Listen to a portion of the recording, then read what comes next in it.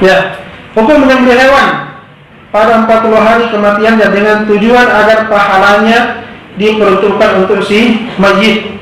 Apakah kita boleh menyembelih dengan niat pahala sembelihan kita itu akan didapatkan oleh si mayit? Ini sebenarnya tidak masuk dalam perkara akidah kalau niatnya seperti ini. Beda kalau niatnya dia menyembelih untuk dipersembahkan kepada mayit. Misalnya, ini ada orang meninggal, rohnya masih gentayangan. Kalau tidak kita sembelihkan ini sapi, dia akan bergentayangan terus mengganggu kita. Ya, supaya roh gaib ini tidak mengganggu kita, malah kita sembelihkan sapi supaya dia tidak mengganggu. Nah, ini sudah persembahan. Itu tidak boleh. Itu sudah masuk dalam ranah akidah.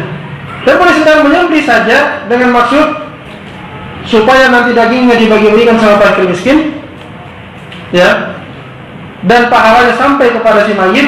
Nah, ini tidak termasuk dalam perkara yang sedang kita bicarakan, ya. Ini ada istilah di antara ulama tentang apakah sampai kepada misalnya orang yang sudah meninggal pahala dari amal-amal tertentu yang kita kerjakan.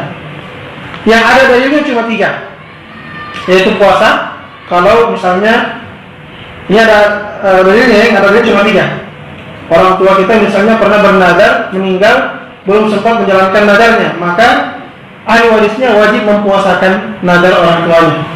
Seorang perempuan datang kepada Rasulullah SAW mengatakan, "Ya Rasulullah, inna ummi matat wa 'alaiha siyam nadrin."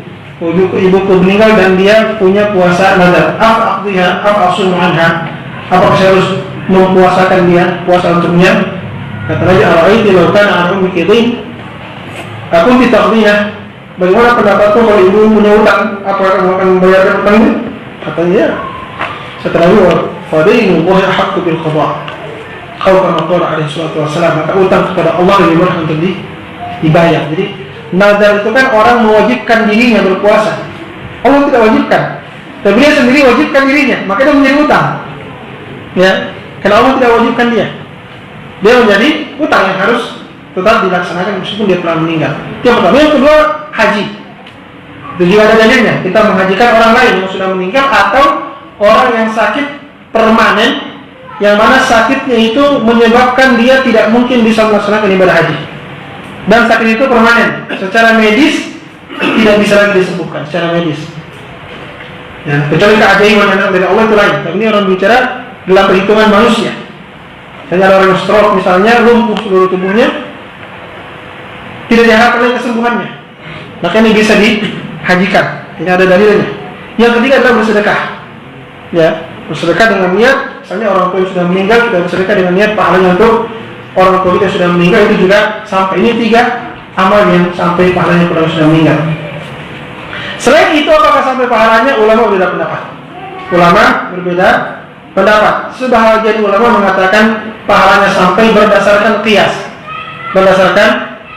Jadi dikiaskan kepada 3 amalan tadi yang ada dalilnya. Sebagian ulama mengatakan tidak sampai. Di antaranya Imam Syafi'i.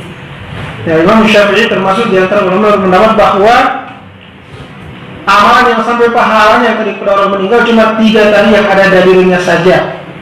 Yang tidak ada dalilnya tidak bisa dikiaskan kepada 3 masalahnya. Ya, itu pendapat Imam Syafi'i, meskipun kebanyakan Syafi'i di Indonesia tidak mengambil pendapat Imam